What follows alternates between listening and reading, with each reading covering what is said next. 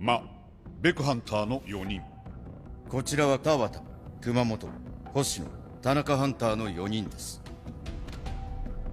では、親善試合を始めましょう。Kini, para petarung sudah bersiap dan saling menatap satu sama lain, menunggu momen yang tepat untuk bergerak. Namun, ketika Ma Dongwook menunjukkan semangat petarungnya, entah kenapa, Ken Tanaka juga ikut terbawa suasana. Tanpa bisa menahan diri, keduanya langsung saling menyerang dengan penuh antusias, seolah menikmati pertarungan ini. Di sisi lain, Lim Taegyu kini menjadi target Minoru Hoshino. Tidak ingin membiarkan musuhnya semakin mendekat, Lim Taegyu segera meluncurkan Magic Arrow ke arah lawannya. Sayangnya, serangannya tidak mengenai satupun hunter Jepang. Justru serangan itu malah semakin memprovokasi semua lawan yang ada. Sementara itu, Ketua Go Gun-hee hanya bisa tercengang melihat jalannya pertarungan. Dalam gumamnya, ia berkata, fasilitas latihan ini dibangun dengan perlindungan batu permata sihir terbaik. Bahkan, rata-rata hunter biasa tidak akan bisa meninggalkan goresan di ruangan ini. Tapi, orang itu, dia baru saja melakukannya. Gun-hee menghela napas, merasa sedikit menyesal telah membiarkan anak muda itu ikut serta dalam pertarungan ini. Cukup disesalkan, pikirnya. Di sisi lain, Atsushi Kumamoto mulai bergerak dan mengincar Baek Yonho sebagai lawannya. Namun, liciknya, ia tidak peduli dengan peraturan kompetisi ini. Dengan gerakan mengendap-endap, Atsushi mencoba menyerang Yonho dari belakang. Tapi, tepat saat ia hendak menyerang, Yonho tiba-tiba membalikan tubuhnya. Anehnya, Atsushi malah menghentikan serangannya dan mundur. Yonho langsung merasa ada yang aneh.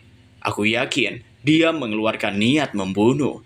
Tapi kenapa dia tiba-tiba mundur? Apa dia takut? Pikirnya.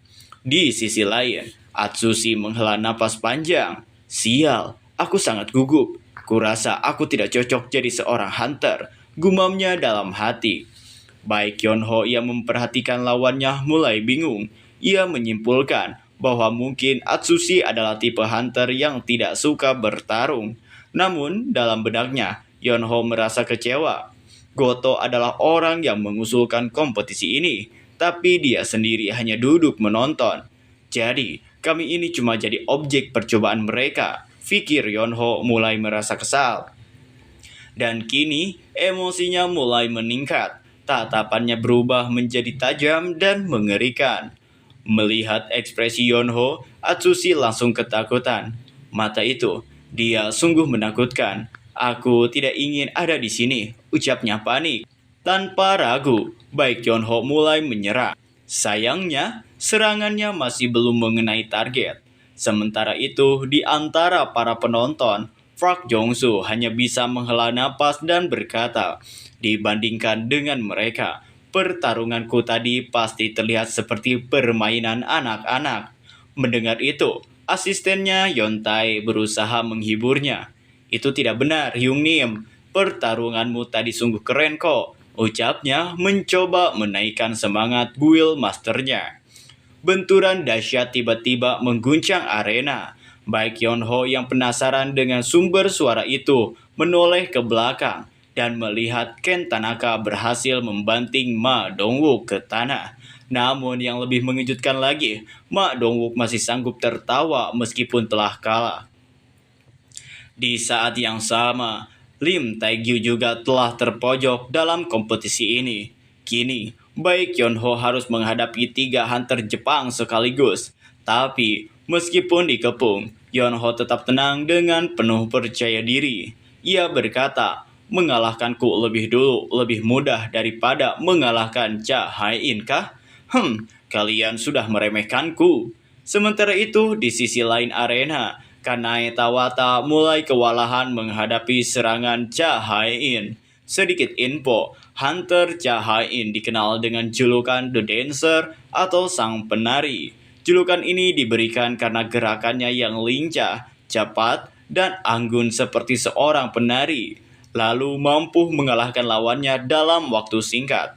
Namun, karena sifatnya yang pemalu, Ketua Guild melarang penggunaan julukan itu, sehingga tidak banyak orang yang tahu tentang nama tersebut. Di arena, Kanai hanya bisa bertahan menghadapi serangan Cha Hai-in. Setiap kali ia mencoba menyerang balik, Cha Hai-in langsung membalas dengan refleks yang lebih cepat.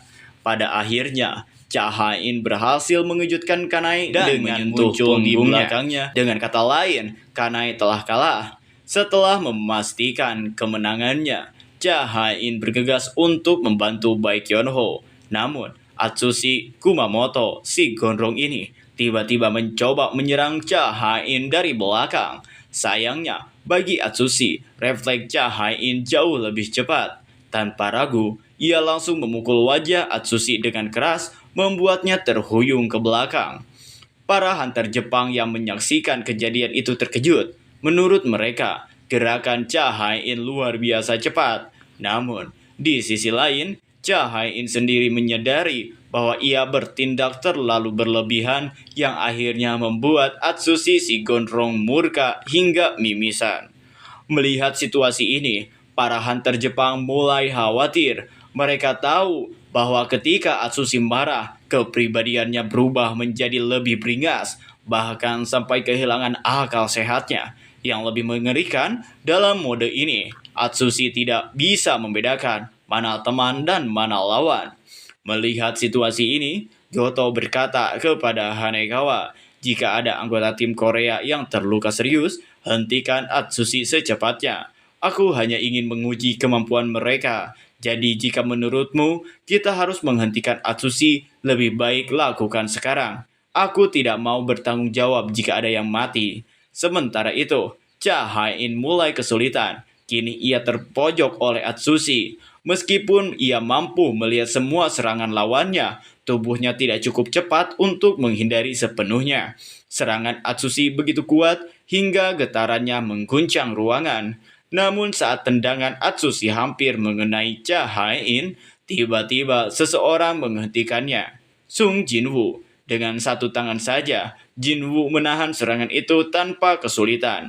Ini hanya kompetisi, ujar Jinwoo dengan tenang. Tapi niat membunuhmu sudah terlalu berlebihan. Aku harap kau tak keberatan kalau aku menyelamatkannya.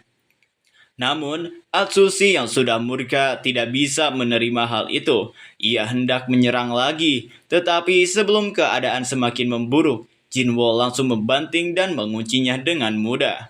Di sisi lain, saat melihat pergerakan Sung Jinwoo, Goto mulai ragu apakah dia benar-benar seorang hunter tipe mage. Namun, Hanekawa menjelaskan, aku juga ragu, tapi informasi resmi dari Asosiasi Korea memang seperti itu. Jika Anda masih belum yakin, lebih baik cari jawabannya sendiri. Sementara itu, Jinwoo tetap membekap Atsushi sambil menyarankan Cha Hai-in untuk menyerah saja dalam kompetisi yang tidak jelas ini. Percuma juga dilanjutkan, ujarnya, karena Baekhyunho saja sudah kalah. Tak lama kemudian, Goto dan Hanekawa mendekati Sang Jinwoo. Hanekawa menjelaskan bahwa Goto Ryuji ingin menantang duel di tempat ini. Meskipun Hanekawa belum menerjemahkan ucapan Goto, hanya dengan melihat auranya saja, Jinwoo sudah bisa memahami bahwa Goto ingin menguji seberapa kuat dirinya. Sementara itu, Jinwoo sendiri juga ingin mengetahui seberapa kuat dirinya setelah keluar dari Demon Castle. Dengan kata lain, keduanya memiliki tujuan yang sama, menguji perbedaan kekuatan mereka. Bahkan tantangan yang diajukan Goto dibalas Jinwoo dengan senyuman, yang justru membuat Goto semakin serius. Dalam pikirannya, Jinwoo terlihat seperti terlalu meremehkan dirinya. Sang Jinwoo akhirnya menyatakan bahwa ia bersedia menerima tantangan duel tersebut, asalkan Goto mengeluarkan seluruh kekuatannya. Sebelum duel dimulai, Hanekawa menyampaikan pesan dari Jinwoo bahwa ia hanya mau bertarung jika Goto bertarung dengan kekuatan penuh. Mendengar itu, Goto semakin berambisi untuk meruntuhkan kesombongan Jinwoo. Ia lalu menoleh ke belakang, menatap para hunter S-Rank dari Jepang, dan berkata, Shimizu, Aku minta bantuanmu. Jika ada yang terluka, sembuhkanlah mereka, terutama dia. Goto menunjuk Jinwo dengan percaya diri. Sementara itu, Ma Dongwook bisa merasakan kekuatan luar biasa yang dimiliki Goto. Sementara Cha Hai-in mulai merasa gelisah. Ia khawatir jika sang Jinwo benar-benar melawan Goto, maka Jinwo bisa terluka. Melihat ekspresi tegang dari wajah Cha Hai-in, baik Yonho bertanya, apa sebaiknya duel ini kita hentikan saja? Namun, Cha Hai-in sendiri bingung harus bagaimana. Pasalnya, baik Goto maupun Jinwo sama-sama ingin mengetahui seberapa jauh perkembangan kekuatan Jinwo saat ini. Dengan keinginan yang sama, baik Yonho dan Cha Hai-in akhirnya memutuskan untuk membiarkan duel ini berlangsung. Di situ tanpa aba-aba, Goto langsung menyerang sang Jinwo. Meskipun sudah curang dengan memulai pertarungan sebelum lawannya siap, nyatanya serangannya tak mengenai Jinwo sama sekali. Jinwo sangat gesit, jadi menghindari serangan seperti itu bukanlah masalah baginya. Sambil menatap lawannya, Goto bergumam, omong kosong, kecepatan dan pergerakan tanpa suara itu tak mencerminkan seorang hunter tipe mage. Meskipun kau bisa membodohi semua orang, kau tak akan bisa membodohiku. Ini tak akan berakhir sampai aku mengungkap semua yang telah kau sembunyikan.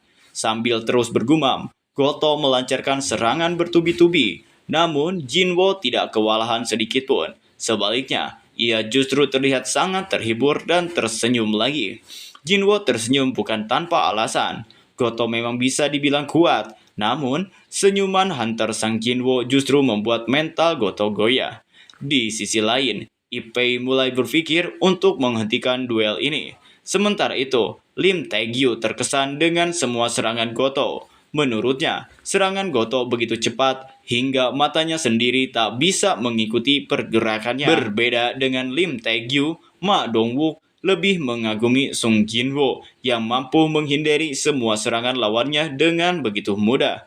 Sedangkan di sisi lain, Hunter Cha Hai-in mengetahui betul bahwa Jinwo hanya bermain-main saja sejak tadi. Ia terus menghindari serangan Goto, bahkan masih sempat tersenyum di tengah pertarungan. Sementara itu, Choi Jong-in baru kembali setelah selesai merokok di luar. Ia kaget melihat Sung Jinwo tiba-tiba berduel dengan Goto. Dalam keraguan, Goto berusaha menyerang tanpa henti. Tapi pada suatu titik, Goto berpikir jika dirinya terus seperti ini, maka dipastikan akan kalah dalam duel. Maka dari itu, Goto mengubah cara bertarungnya dan mulai menganggap Jinwo sebagai ancaman. Kali ini Goto menyerang lawannya dengan niat membunuh. Jinwo kaget ketika tiba-tiba muncul notifikasi dari sistem bahwa sistem merasakan niat membunuh. Hal ini membuat serangan Goto berhasil menggores pipi sang Jinwo. Sistem memberitahu Jinwo bahwa ada seseorang dengan niat membunuh dalam jarak dekat.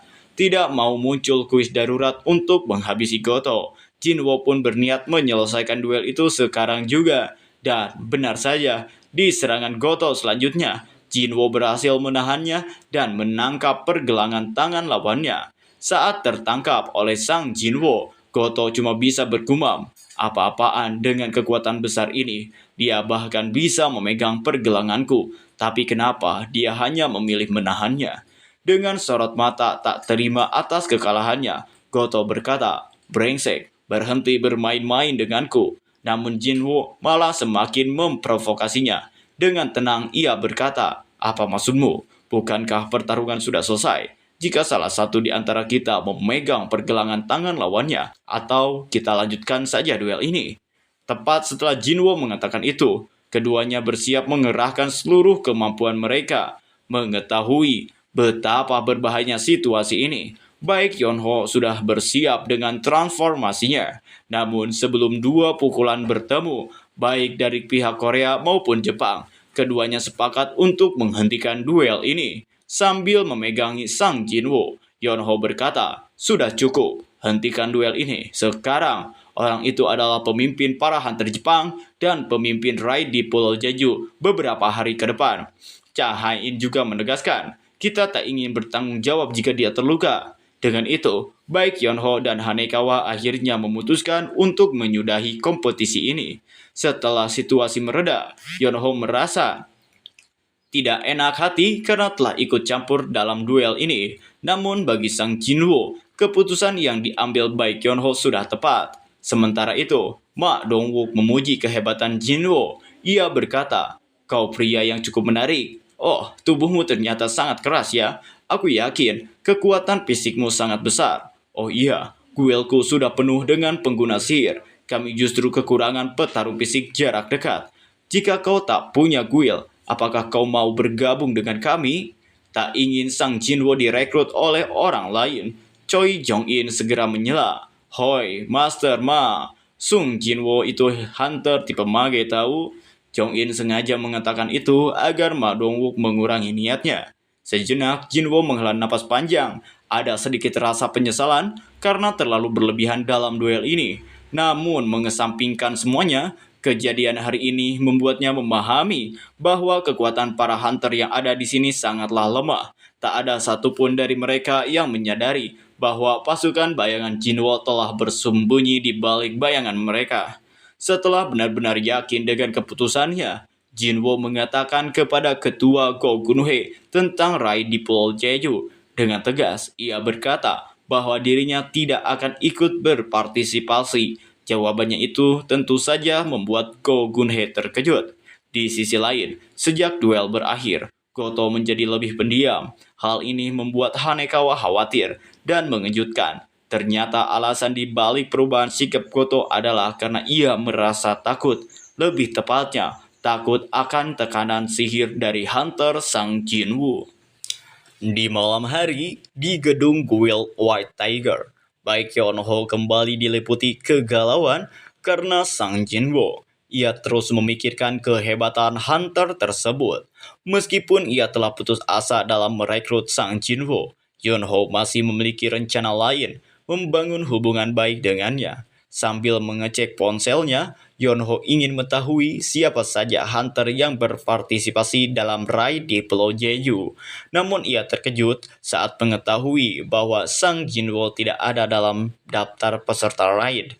Di tempat lain, Goto sedang menelpon seseorang, yaitu Reiji Sugimoto, seorang hunter peringkat S yang juga wakil ketua Guild Drawsword. Dalam percakapan itu, Goto memberitahu Reiji bahwa di Korea Selatan ada seorang hunter yang sangat hebat dan bertalenta. Namun Reiji masih yakin bahwa hunter tersebut pasti lebih lemah darinya. Saat mendengar nama hunter itu adalah Sang Jinwoo, Reiji cukup heran jika Jinwoo memang sehebat itu. Mengapa ia tidak diikut sertakan dalam raid di Pulau Jeju yang akan berlangsung 4 hari lagi? Mendengar informasi tersebut, Goto pun bingung. Ia tidak mengerti apa yang dipikirkan oleh Go Gunhee hingga tidak melibatkan hunter bertalenta seperti itu.